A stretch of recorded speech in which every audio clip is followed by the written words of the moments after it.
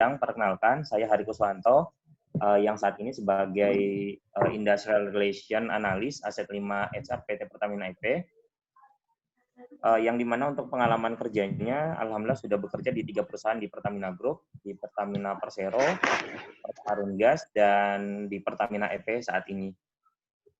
Dan sudah bekerja di 4 pulau, di Mor 7, di Makassar, Sulawesi, di Jakarta, dan di Arun, Loksmawe, kemudian di Tanjung, Kalimantan Selatan, terakhir di Balikpapan saat itu. Untuk komunitasnya sendiri, saya di Gerakan 50.000. Ini public speaking itu adalah kita bukan sedang kita sedang menjadi orang yang paling baik. Kita bukan menjadi saya di Gerakan 50.000, kemudian di Relawan Indonesia Mandiri dan Gerakan 1%. Sedangkan untuk komunitas online-nya saya di Wardewa Jus, di komunitas Tahajud Berantai, dan komunitas Dua Umat. Kita punya berbagai kendala dalam dunia kerja, mau itu dari pengangguran ataupun dari skill yang mungkin sebelum adai. Disinilah baiklah, untuk kesempatan kali ini kita ada 3 sesi, ada 3 topik. Yang pertama terkait dengan neurological dominance. Yang kedua, bagaimana sih tahapan proses rekrutasi itu sendiri. Dan yang terakhir, bagaimana kaitan antara neurological dominance dengan proses rekrutasi. Baiklah Bapak Ibu sekalian, mungkin ini sebelum kita masuk ke materi, menurut Bapak Ibu sekalian silakan tulis di chat ini angka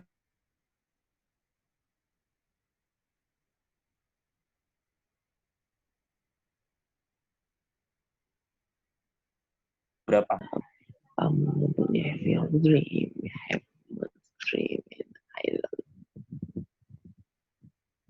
I don't count on that. So it's important you know what you can do tomorrow. Kalau melihat dari chat Bapak Ibu sekalian, angkanya itu ada yang mengatakan angka 6 dan ada angka 9. Nah, itulah persepsi bagaimana kita bisa meyakinkan apakah itu angka 6 atau angka 9. Dan untuk selanjutnya, untuk neurological dominance itu kecenderungannya kita akan membahas terkait dengan otak manusia. Tapi untuk penjelasan detailnya, kita tidak akan bahas secara detail apa sih otak itu dan apa fungsi otak itu sendiri. Yang dimana secara umum otak itu merupakan hal yang paling kompleks yang diketahui oleh manusia. Yang dimana wujud otak itu sendiri seperti ubur-ubur, dan terdiri dari sekitar 86 miliar sel spesialis yang disebut neuron.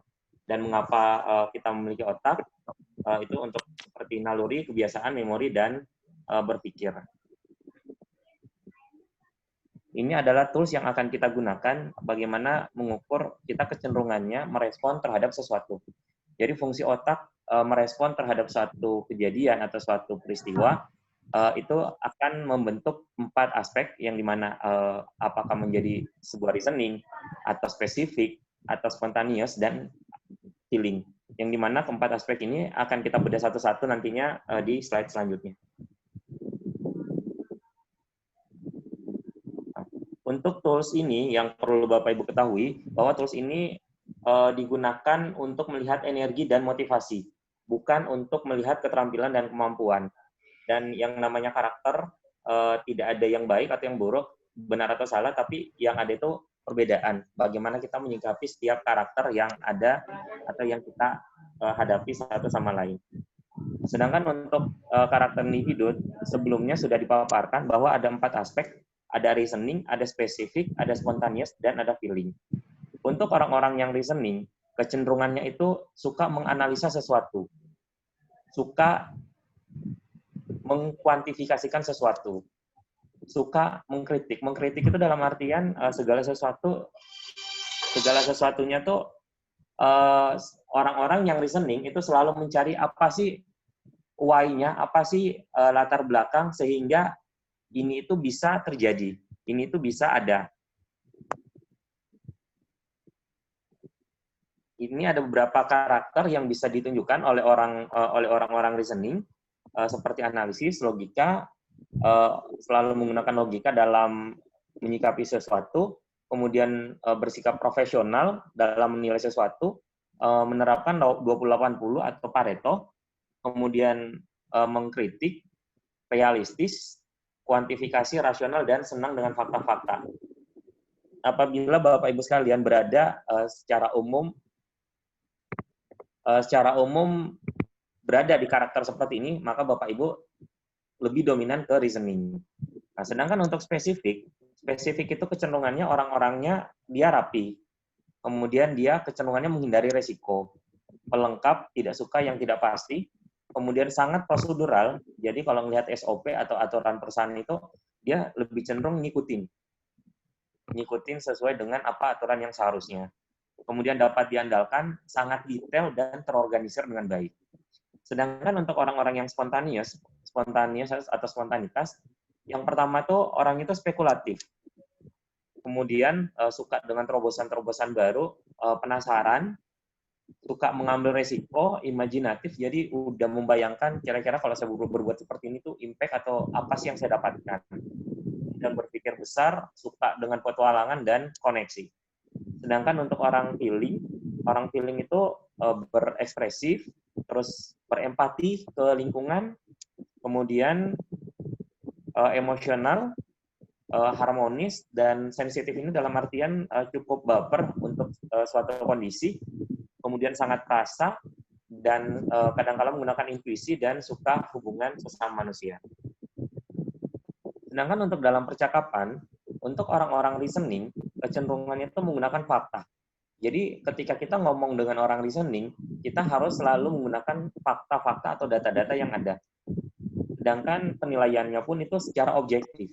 Mana benar, mana salah itu orang reasoning kecenderungannya lebih fair dalam menilai. Dan kata-kata yang sering digunakan itu logis atau rasional. Dan kecenderungannya karena dia selalu berpegang teguh dengan data-data fakta yang ada, orang-orang reasoning kecenderungannya itu suka memaksakan pendapat atau suka memaksakan kehendak. Jadi seolah-olah tuh untuk karakter seperti ini kecenderungannya itu ada karakter terlihat seperti egois.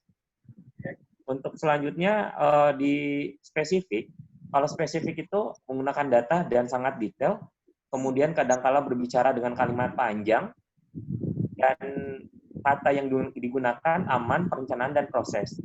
Dan untuk orang-orang yang spesifik, itu dalam active listening, itu kecenderungannya sangat senang mendengarkan apa yang disampaikan oleh orang-orang.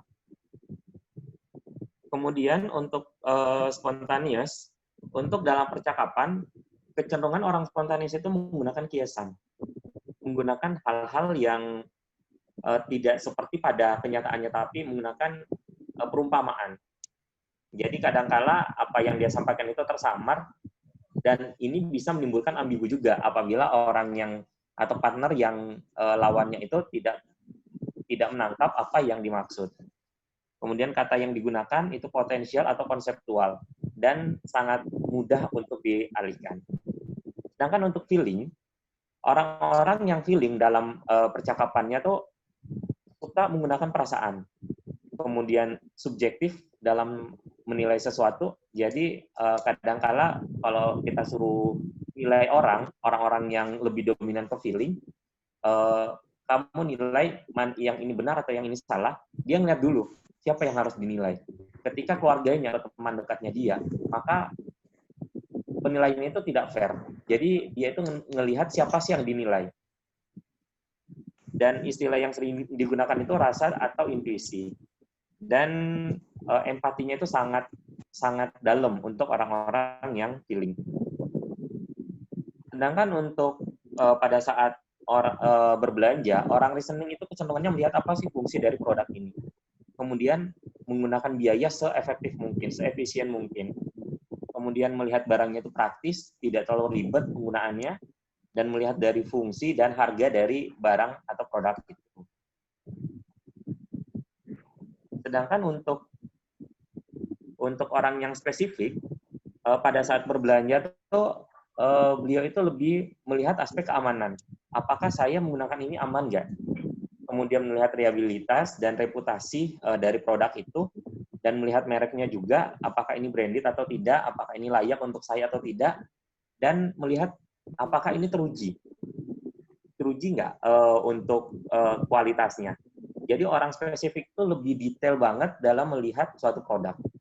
Sedangkan untuk spontaneous, kecenderungannya dia melihat ini adalah hal baru.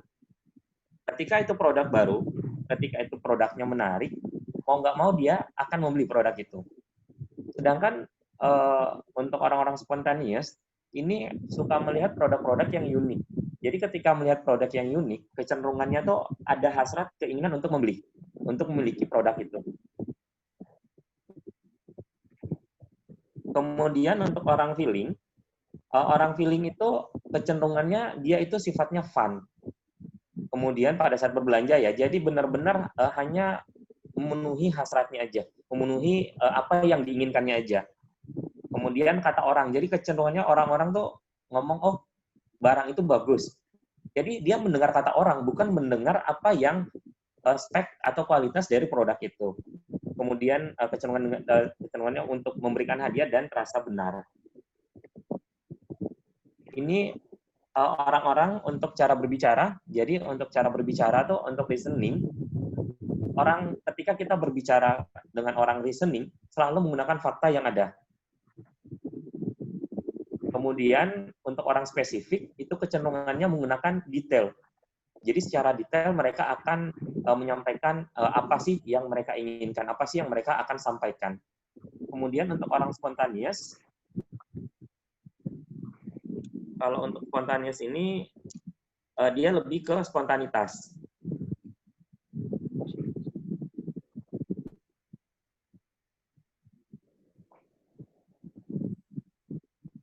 Kalau orang spontaneous ini typo bukan detail, tapi kecenderungannya berbicara itu ide-ide baru. Jadi segala sesuatu yang inovasi-inovasi itu yang sering disampaikan.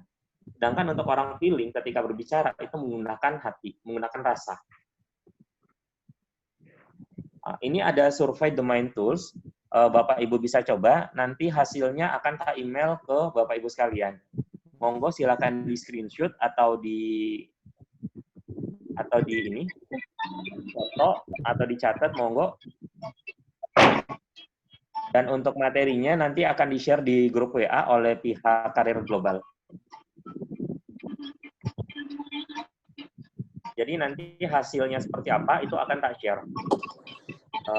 Hasil dari apa yang Bapak Ibu dapatkan berdasarkan hasil surveinya. Oke, kalau udah selesai, kita tolong ditulis oke di chat-nya, baru kita lanjut ke sesi kedua.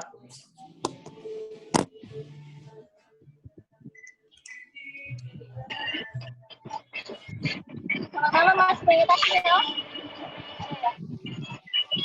Sore ya. Oke, lanjut ke sesi.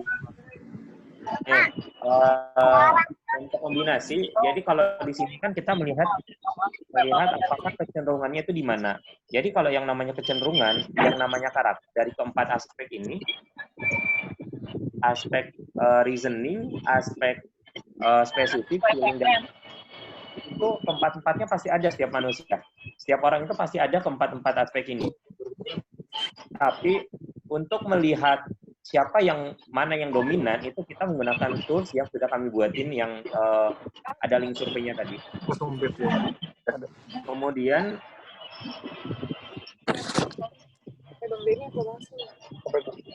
ini hasil survei yang dimana kebanyakan orang menampilkan lebih dari satu dominans. Gak apa-apa, kan kita masih terbalik lagi. Sini deh handphone aku. Untuk yang pertama, untuk yang single dominance itu sekitar 2%.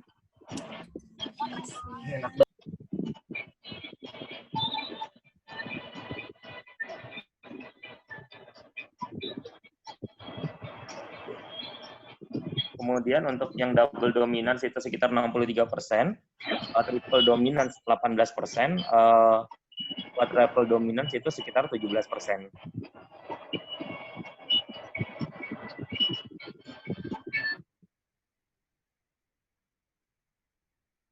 Oke, kita lanjut ke sesi kedua.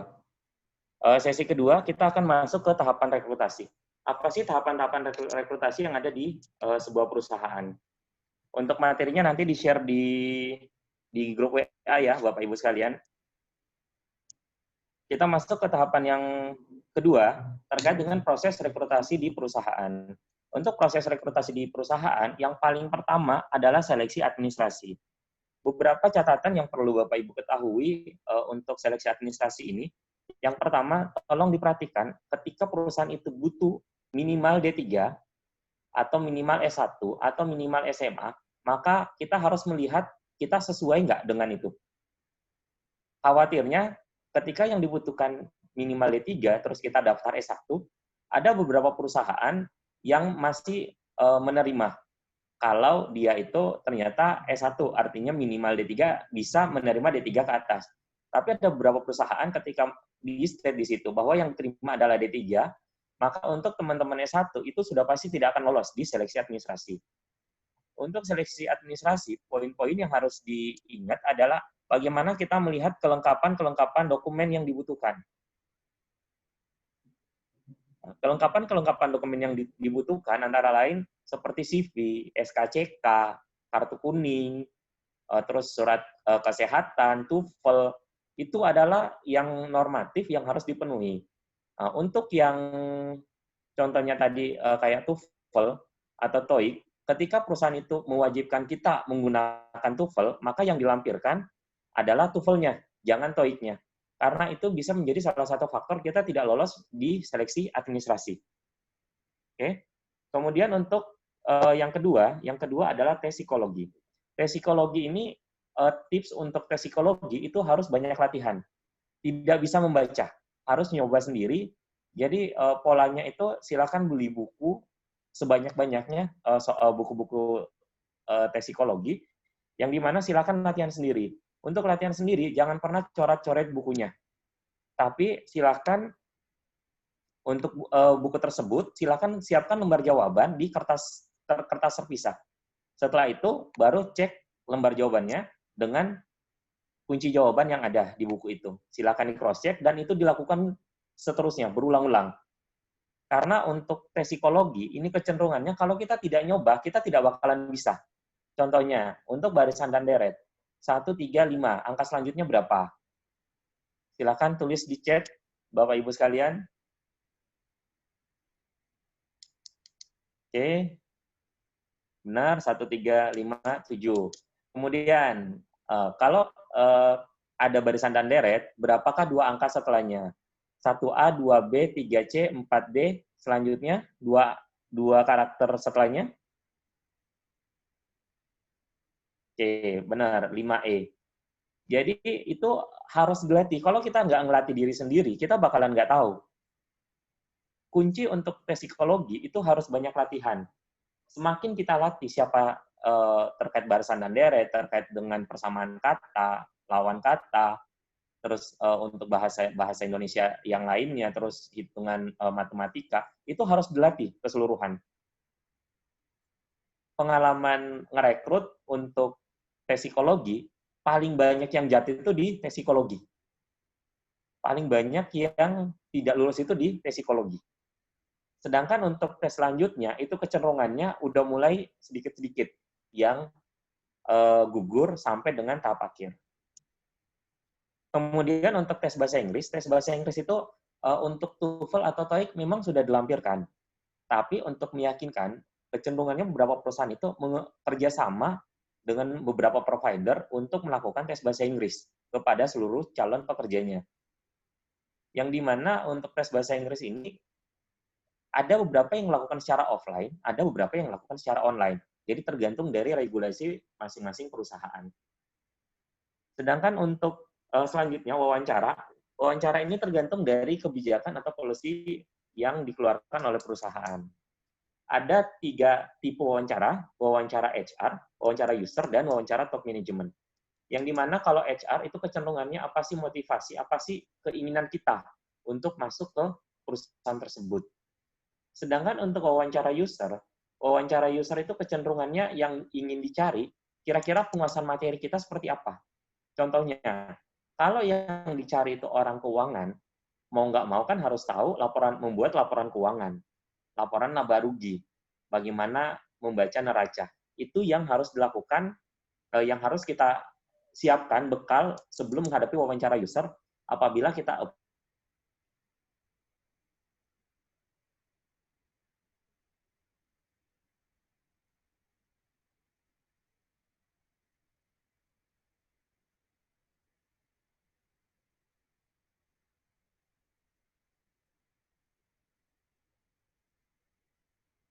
apa yang kita lamar, kita harus siapkan bekalnya dulu.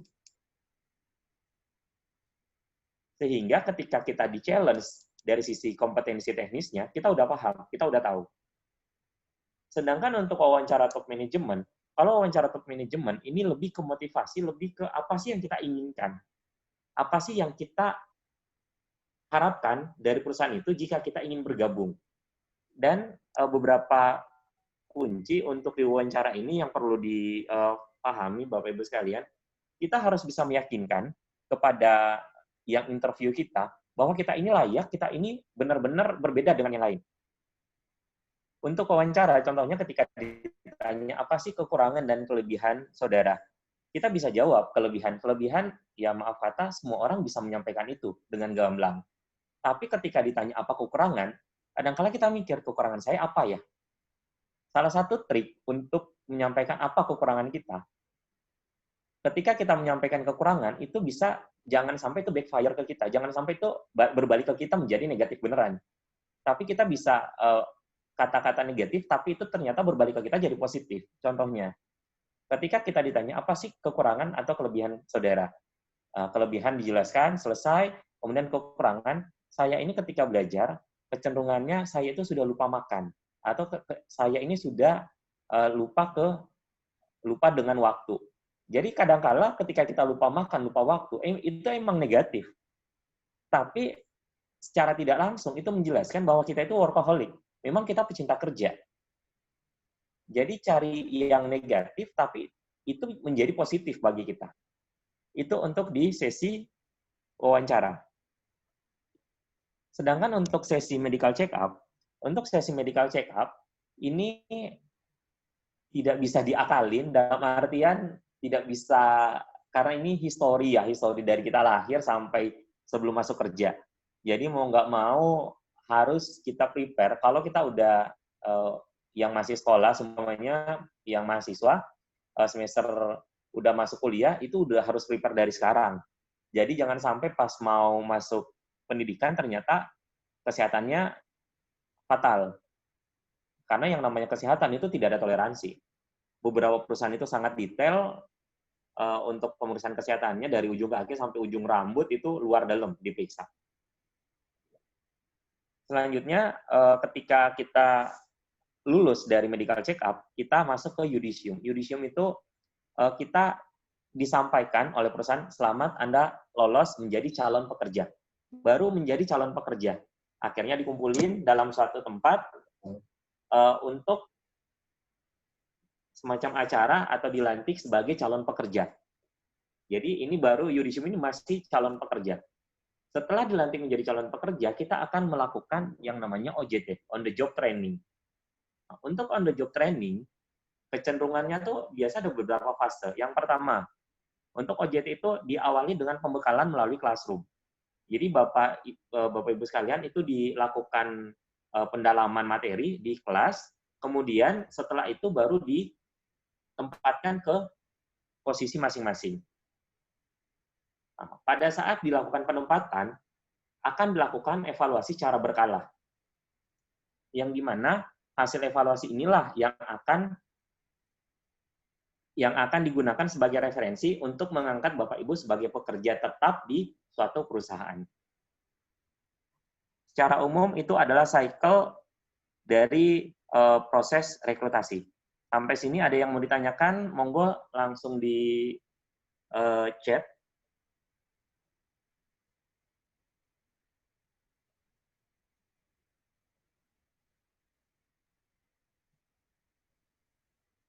Oke, sambil nunggu pertanyaan, kita masuk ke sesi yang ketiga. Kemudian, apa sih korelasi antara karakter tersebut dengan proses rekrutasi? Korelasi antara domain tools atau neurological dominance, kita tahu, oke, sebelum kita masuk ke sini, ini ada pertanyaan jebakan waktu wawancara, bagaimana menanganinya. Jadi, ketika untuk pertanyaan jebakan, jadi beberapa pertanyaan jebakan contohnya gini, kamu saya terima di sini, tapi kamu akan saya pekerjakan untuk buka tutup pintu gudang. Padahal kita tahu, kita udah sarjana, kok tiba-tiba masuk ke sini dapat kerjaan yang tidak sesuai. Itu kan jadi kayaknya kurang mengena ya. Jadi apapun pertanyaan dari interviewer itu dijawab aja iya saya siap. Karena bagaimanapun juga suatu perusahaan itu sudah pasti punya yang namanya prosedur, pasti punya yang namanya aturan-aturan yang akan dijalankan, dan tidak akan ada pembeda antara pekerja satu dengan pekerja yang lain ketika kita sudah masuk sebagai pekerja. Seperti itu. Kemudian untuk yang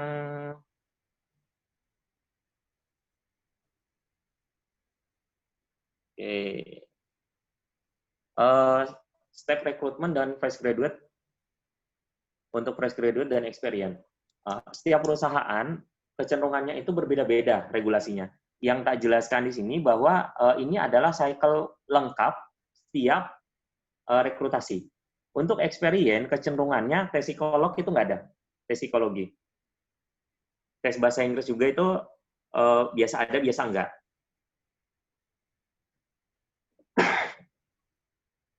Kemudian,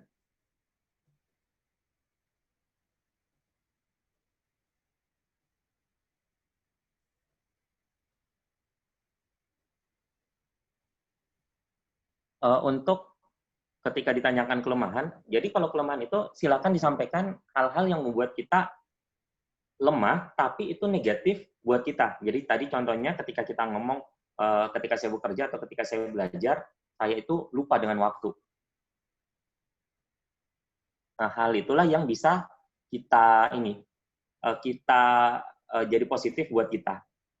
Jadi bisa karakter, bisa perilaku sehari-hari. Contohnya apa sih yang sering kita lakukan tiap hari? Kemudian,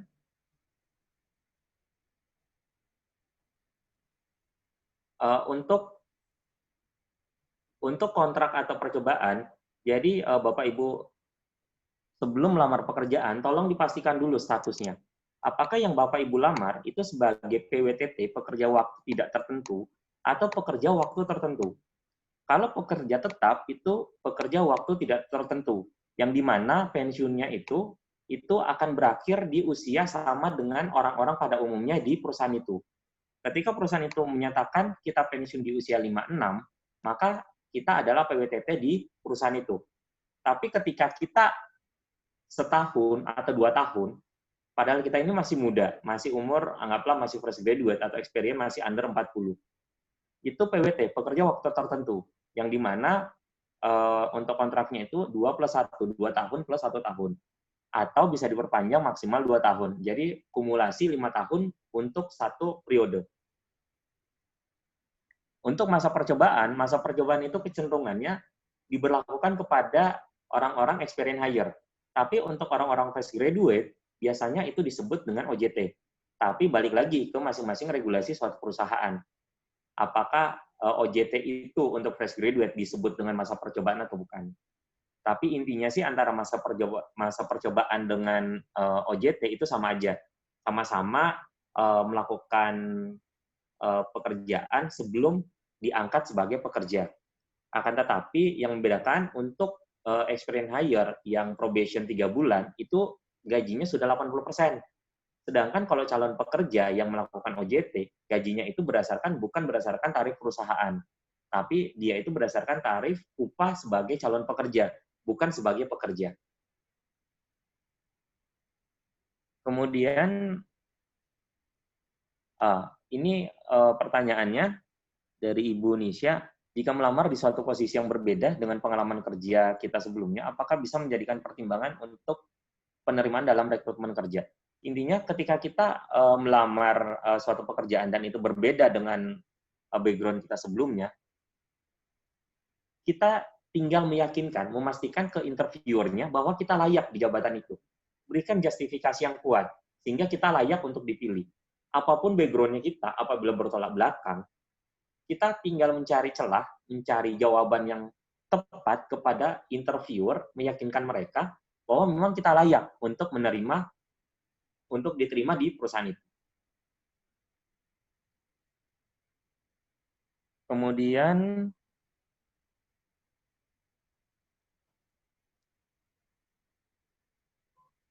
oke, ini kebetulan pertanyaannya cukup banyak. Saya selesaikan materinya dulu, Bapak Ibu sekalian. Jadi, apa sih korelasi atau kaitan antara the main tools dengan rekrutasi perusahaan? Jadi kaitannya itu ketika yang tadi di interview karakter ini kita harus tahu. Dalam artian, ketika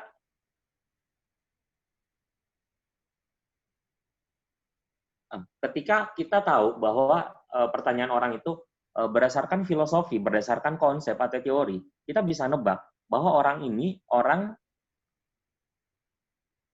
spesifik, orang yang detail. Jadi ketika kita memberikan jawaban ke beliau, kita akan menjelaskan sedetail-detailnya. Tapi ketika ngomong, kenapa bisa itu terjadi? Apa alasannya? Jadi kalau pertanyaan-pertanyaan reasoning, jadi Bapak Ibu memberikan jawabannya itu berdasarkan reason, berdasarkan filosofi, berdasarkan apa sih justifikasi sehingga itu muncul. Sedangkan untuk orang-orang yang spontanious itu kecenderungannya dia tidak suka menggali pertanyaan sedalam-dalamnya. Jadi hanya just to know. Ketika ditanya, kamu sekolah di mana? Saya sekolah di Universitas Budi Luhur. Nah, ketika kita ngomong Universitas Budi Luhur, mungkin selesai sampai di situ, nggak bakalan dikejar. Beda dengan orang yang spesifik. Orang spesifik pasti nanya lebih dalam lagi. Nah, kamu sekolah di Budi Luhur. Kamu jurusan apa? Masuknya tahun berapa? Lulusnya tahun berapa? IPK kamu berapa? Terus judul skripsimu apa? Nilainya apa? Itu orang spesifik itu akan lebih ngejar. Tapi kalau orang spontaneous, itu lain lagi pertanyaannya. Jadi ketika dia nanya, orang reasoning, ketika dia nanya, kamu kuliah di Budi Luhur, kenapa kamu milih Budi Luhur? Padahal kampus yang lain kan banyak. Oke, setelah dikasih penjelasan detailnya, jurusanmu apa? Jurusan manajemen keuangan. Kenapa milih manajemen keuangan? Kenapa nggak milih jurusan lain? Itu yang harus kita sikapi juga. Kita harus menyiapkan jawaban. Ketika ngadepin orang reasoning, kita harus menyiapkan segala sesuatu dalam bentuk filosofi. Dalam bentuk apa sih justifikasi sehingga dia itu yakin dengan kita. Sedangkan orang spesifik itu kecenderungannya lebih detail. Orang spesifik tidak suka dengan orang-orang yang menjelaskan secara filosofi. Sedangkan orang spontaneous, dia hanya kulit-kulit luarnya aja. Dan orang spontaneous lebih suka melihat orang yang unik, orang yang berbeda. Sedangkan orang feeling, kalau orang feeling ini mut-mutan. Jadi kita harus bisa membaca bagaimana karakternya dia. Orang feeling ini lebih cool kelihatannya. Seperti itu. Kemudian untuk karakter ini, itu dipakai di wawancara seperti itu. Begitu pula pada saat kita melakukan OJT, on the job training. Pada saat OJT, di sini adalah waktu untuk experience hire, itu disebut dengan probation atau percobaan 3 bulan. Di sini adalah waktu kesempatan untuk kita membuktikan kepada pihak perusahaan, pihak manajemen, bahwa kita layak diterima di perusahaan itu. Contohnya, ketika kita ngajuin ide ke rekan kerja kita anak baru nih, entah itu fresh graduate, entah itu dari experience hire, yang baru masuk ke lingkungan baru, lingkungan kerja.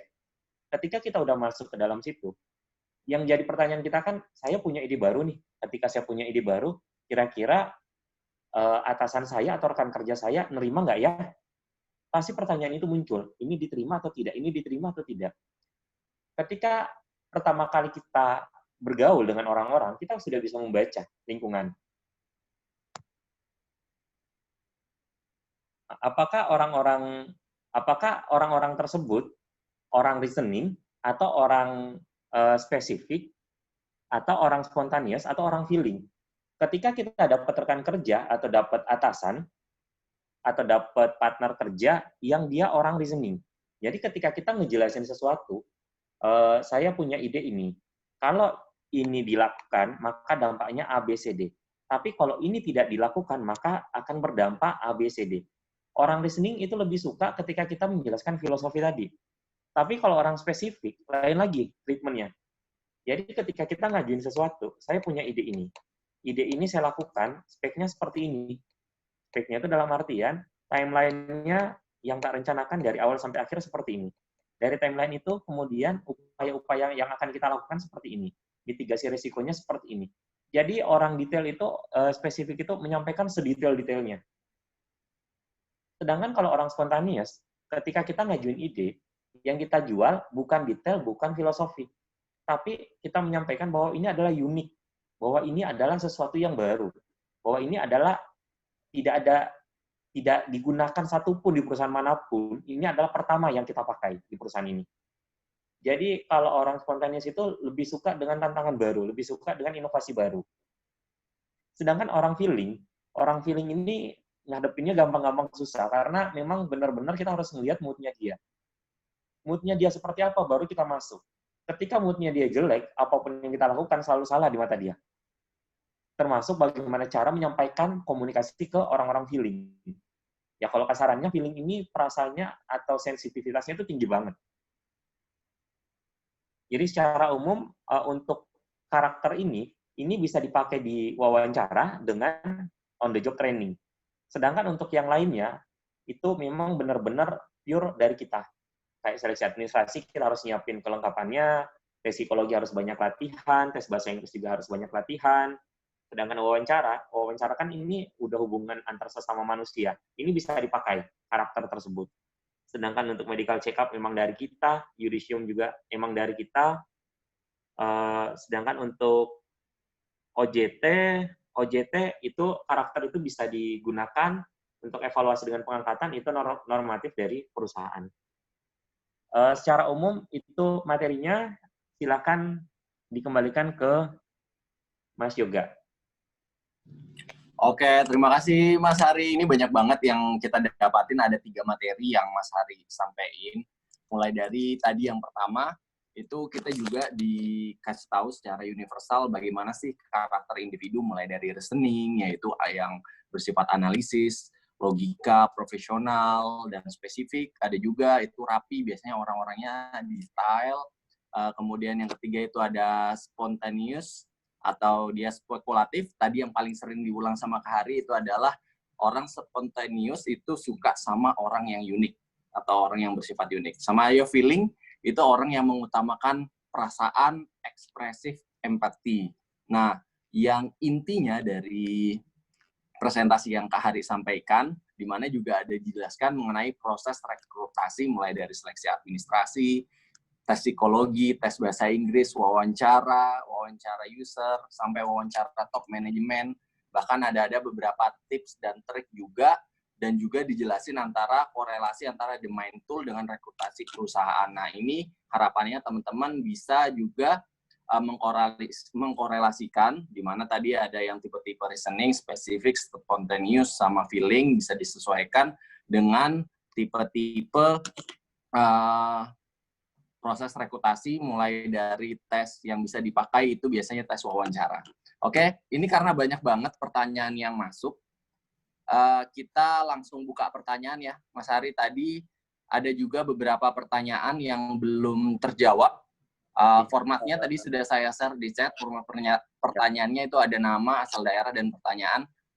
Mulai dari Ridwan ya, yang belum. Sekarang jika ditanyakan kelemahannya tentang sifat itu gimana Pak?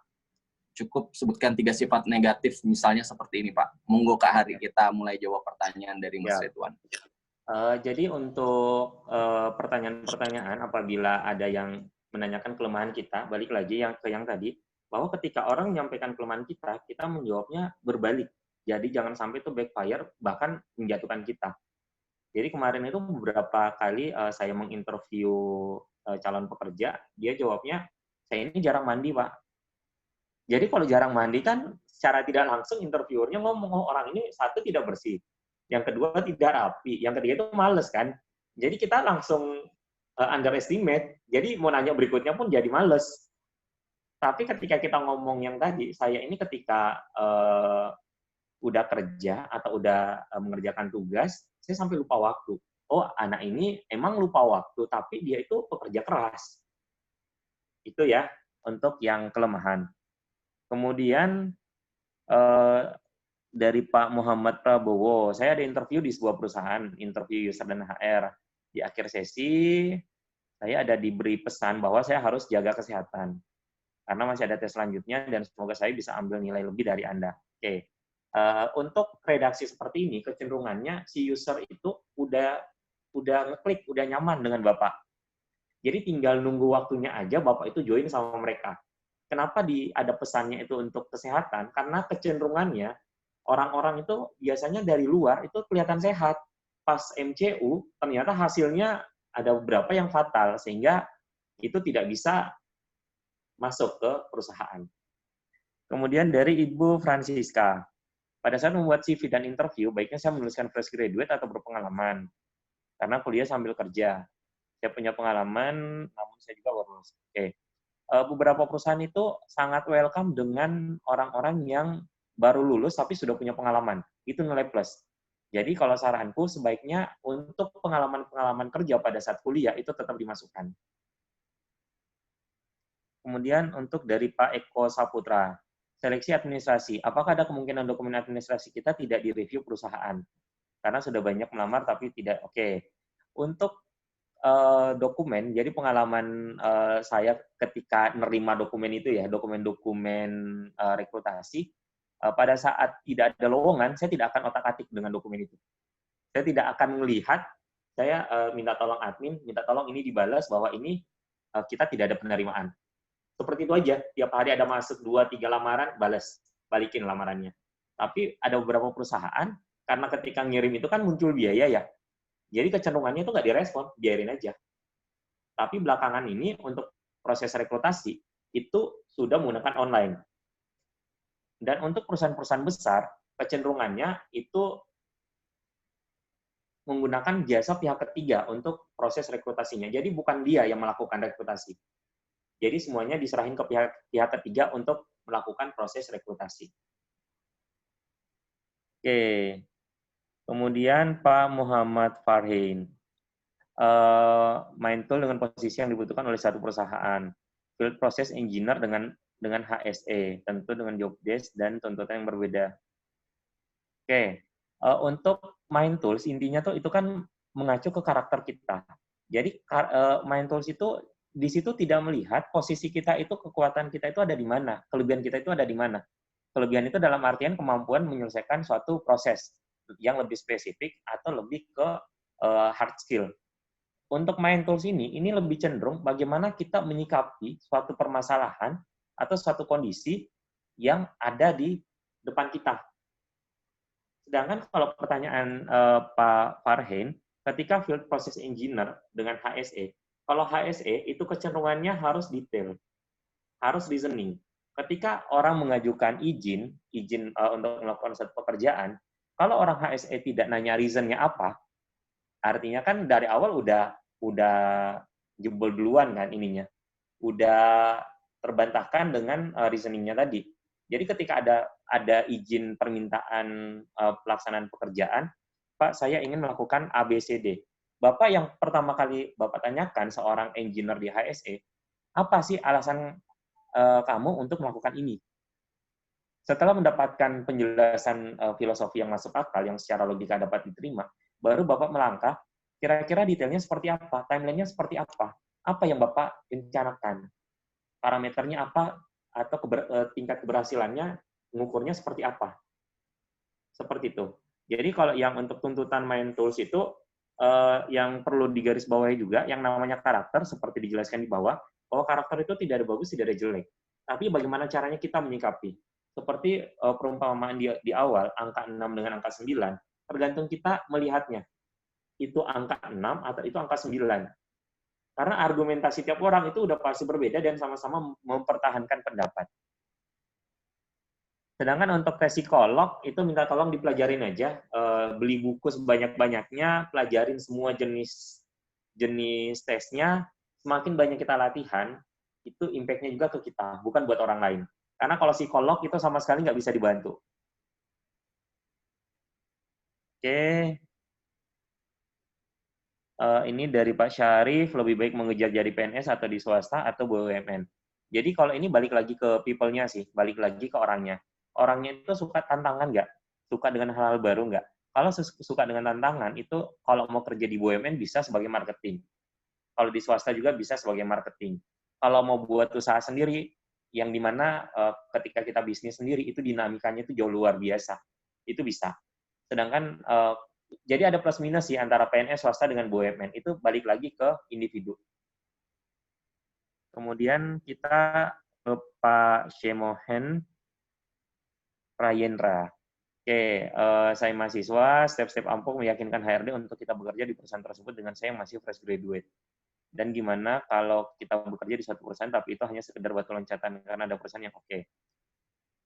Untuk yang step-stepnya, balik lagi, kita harus melihat pertanyaan dari si interviewernya. Ketika pertanyaan tersebut menyampaikan apa filosofi, maka jawaban yang kita berikan adalah filosofi. Ketika yang disampaikan adalah konsep atau teori, maka kita menyampaikan sedetail-detailnya. Jadi kita memberikan jawaban ke interviewer itu sesuai dengan apa yang ditanyakan. Jangan memberikan ruang ketika dia nanya 1 sampai 10, kita jawab 1 sampai 12. Maka 2 ini, nomor 11, 12 itu menjadi objeknya dia untuk bertanya.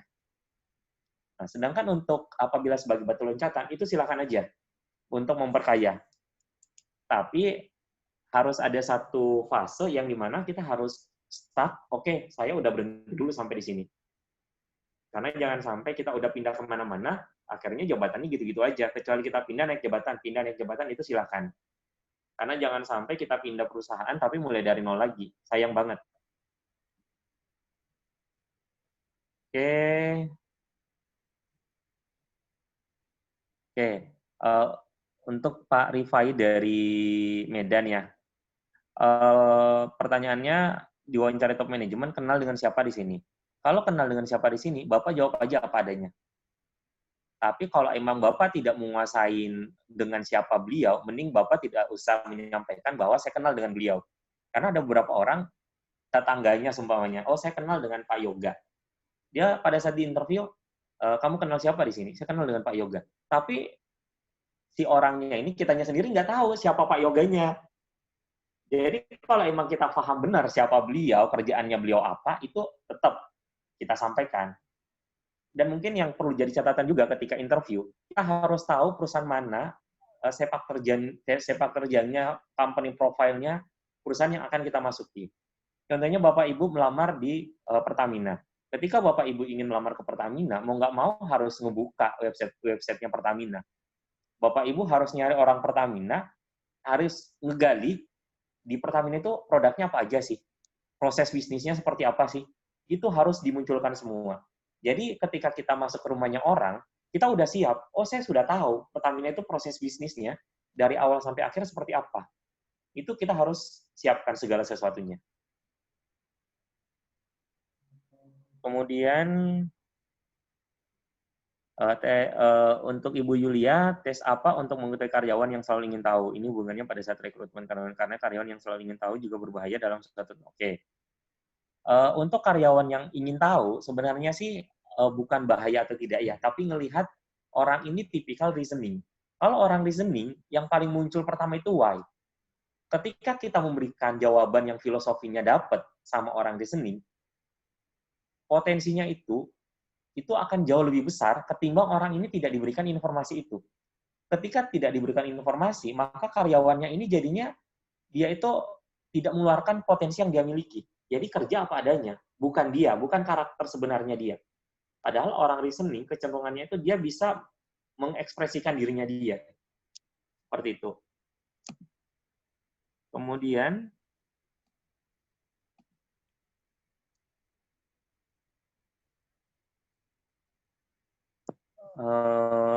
Ini tadi udah yang HSE.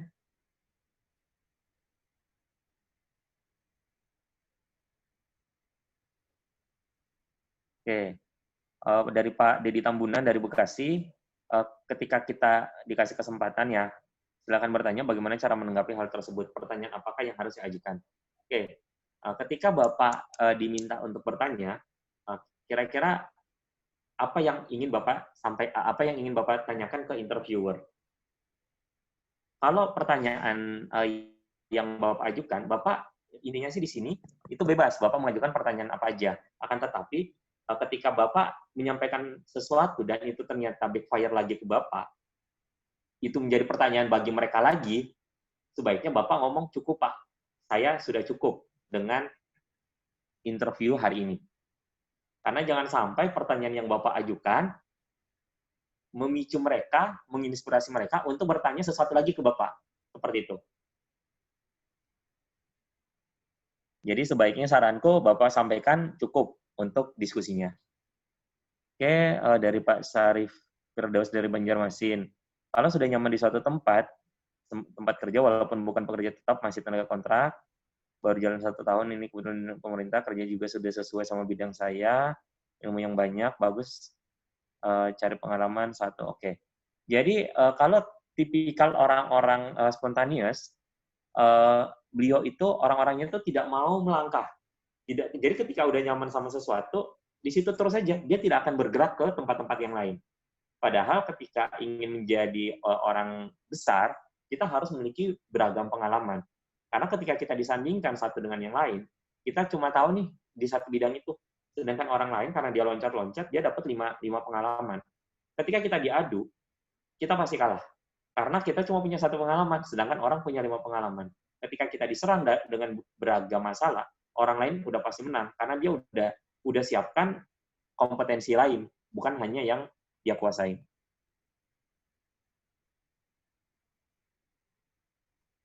Oke, dari Kalimantan Barat, Ibu Lara, jurusan bisnis S1. Oke, intinya apapun yang kita ambil jurusan, itu lapangan pekerjaan di luaran sana tuh sangat banyak. Tergantung kita mau usaha atau tidak.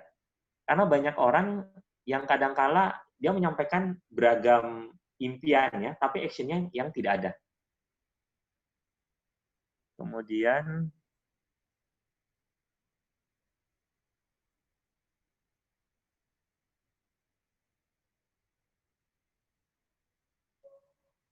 dari Pak Rizal di Pasuruan, jika HRD ingin kita menjelaskan kelebihan kita, bagaimana kita menjelaskan kelebihan kita? Oke, benar. Jadi kadang-kala tuh ketika kita menyampaikan sesuatu itu terlihat sombong ya. Jadi bagaimana caranya kita mempackage atau menyusun suatu redaksi yang dimana redaksinya itu jangan sampai itu jadi terlihat kok ini orang jadi angkuh, sombong di mata interviewer. Ketika menjelaskan kelebihan, contohnya ya, saya pekerja keras, langsung dikasih contoh. Kalau pekerja keras saja, orang masih bingung kan, pekerja keras ini di sini maksudnya apa? Langsung dikasih contoh. Contohnya, ketika saya berkomunitas, ketika saya ikut di himpunan di kampus, saya menjabat sebagai posisi apa. Yang saya lakukan adalah ABCD. Silakan dijelaskan apa kelebihan kita. Jadi jangan hanya kulitnya aja. Kalau kulitnya aja, orang jadi masih ambigu kan, ini definisinya apa? Seperti itu.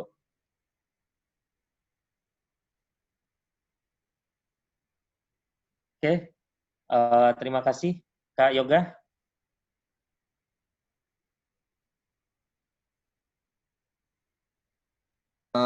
Oke, Mas. Ini ada 1, 2, 3, 4, 5, 6 pertanyaan lagi. Mau dijawab sekalian atau nanti bisa kontak-kontakan ke Ari?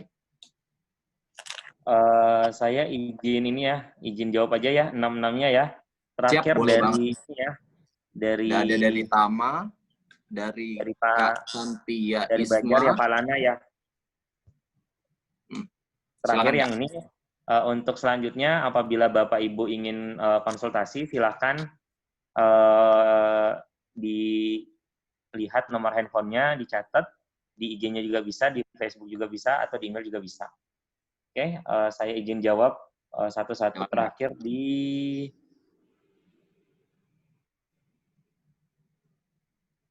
pertanyaan dari Kak Tama Palembang sekarang. Oke, untuk Pak Tama, jika diminta memperkenalkan diri,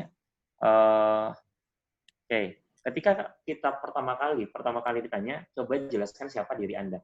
Yang Bapak Ibu sampaikan, perkenalkan saya Hari Kuswanto, saya anak kedua dari 5 bersaudara, saya saat ini lulusan dari Manajemen Keuangan Universitas Budi Luhur. Jadi tidak usah terlalu detail ketika menjelaskan siapa diri kita. Karena nantinya itu akan menggali. Semakin banyak kita berbicara, semakin banyak kita menyampaikan informasi ke interviewer, itu merupakan celah buat mereka untuk bertanya ke kita. Oke. Kemudian Ibu Afni. Saya Afni, saya ingin menanyakan apa yang harus kita jelaskan pada proses interview kelemahan diri. Apakah harus dijawab secara jujur? Oke, seperti yang tak jelaskan tadi di awal, bahwa ketika kita ingin menyampaikan sesuatu, tolong sampaikan itu bukan yang backfire ke kita, tapi memang hal negatif yang bisa menjadi positif bagi kita. Seperti itu, biar tidak mengurangi nilai. Kemudian, ini Pak Yoni dari Perta Arun. Kebetulan saya pernah di Perta Arun juga, Perta Arun guys, 2016 sampai 2018. Bagaimana jawaban saya ketika disuruh berbicara tentang kepribadian agar jangan tidak terlihat meninggi atau sombong? Oke, jadi seperti yang tadi, ketika kita ingin menjelaskan siapa diri kita, kita sampaikan, saya itu kelebihannya ABC. Tapi ketika kita menjelaskan kelebihan itu, tolong yang disampaikan dilengkapi dengan bukti-bukti. Jadi tidak hanya sekedar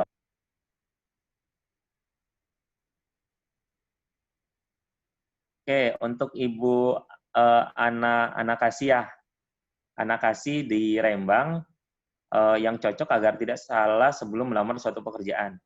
Untuk ini minta tolong Ibu isi ini aja, isi surveinya, nanti tak kirimin hasilnya, nanti tak jelasin yang pas seperti apa. Ini private aja.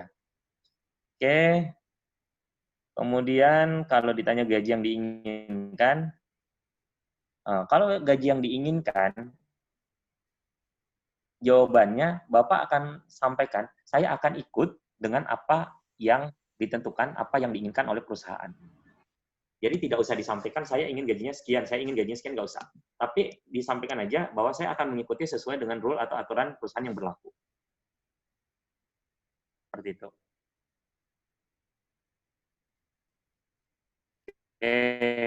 Kalau ke gaji sebelumnya, kalau suatu perusahaan biasanya itu sudah ada rate-nya, sudah ada aturan mainnya.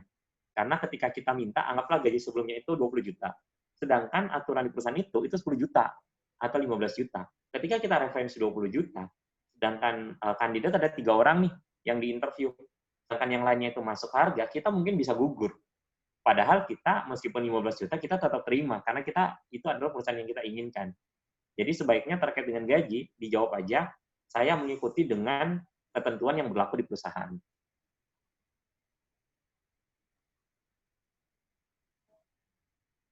Oke, untuk yang kelemahan tadi, kelemahannya balik lagi bahwa memang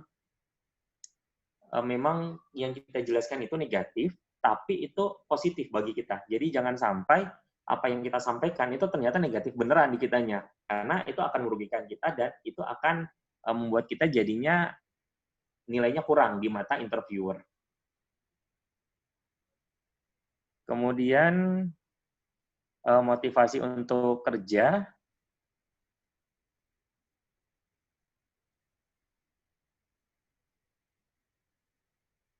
Untuk motivasi, apa sih motivasi untuk kerja? Jadi ketika kita ditanya, apa sih motivasi kita untuk bekerja di situ? Yang pertama, kita ingin berkontribusi di perusahaan tersebut, tolong dicari tahu dulu perusahaan itu bergerak di bidang apa. Kira-kira apa sumbangsi kita yang bisa kita gunakan untuk support untuk membantu perusahaan tersebut. Jadi ketika kita ngomong, kita enak diskusinya seperti itu.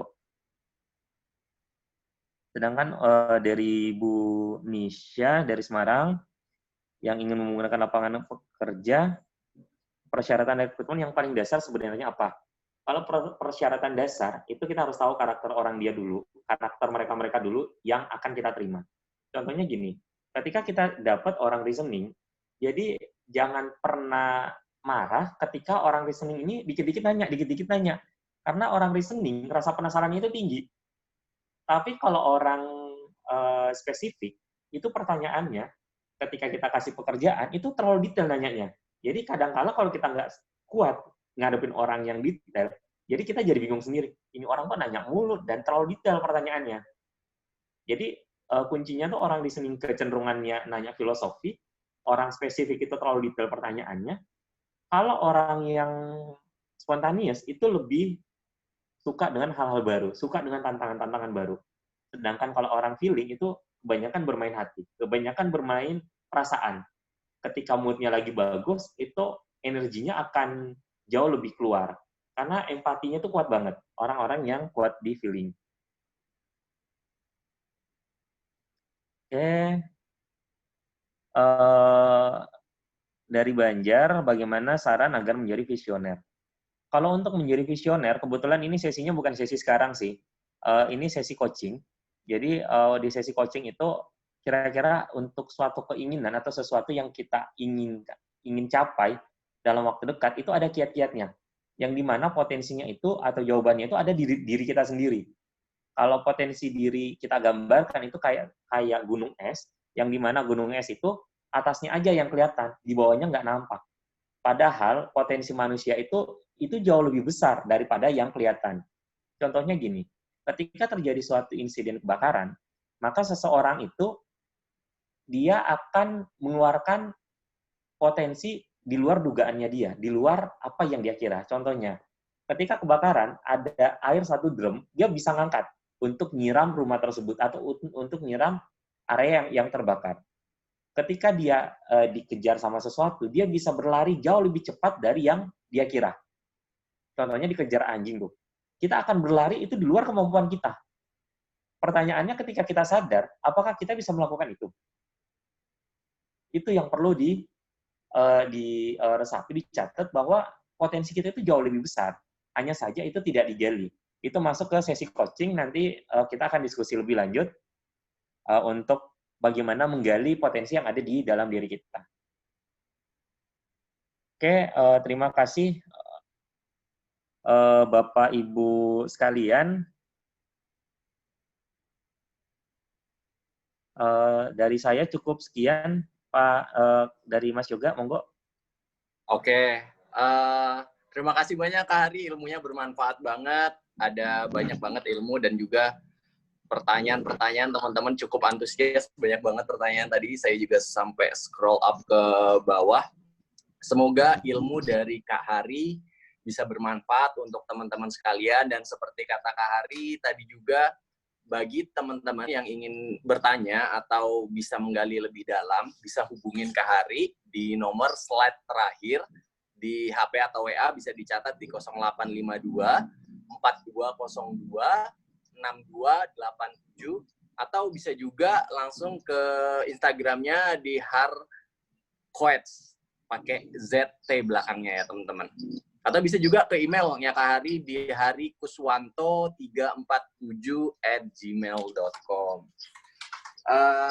Sekali lagi, saya juga pertama selaku moderator dari Pertamina RU5 juga mengucapkan terima kasih kepada teman-teman yang sudah bersabar dari awal hingga akhir mengikuti sesi webinar dari Kak Hari Kuswanto. Kami mewakili teman-teman tim Karir Global juga mengucapkan mohon maaf jika terdapat kendala atau kesalahan selama webinar pada sore hari ini. Mungkin Mas Kamal ada di sini ingin menyampaikan 1-2 patah kata dari teman-teman Karir Global.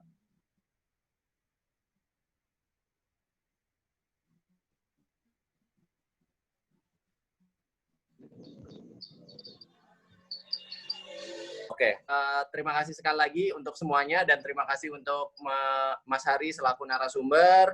Saya tutup untuk webinar pada sore hari ini. Teman-teman, semoga sehat selalu, stay safe, dan di rumah aja. Wassalamualaikum warahmatullahi wabarakatuh dan selamat sore. Waalaikumsalam warahmatullahi wabarakatuh. Waalaikumsalam. Terima kasih. Terima kasih. Sama Pak. Itu. Bapak Ibu sekalian. Makasih.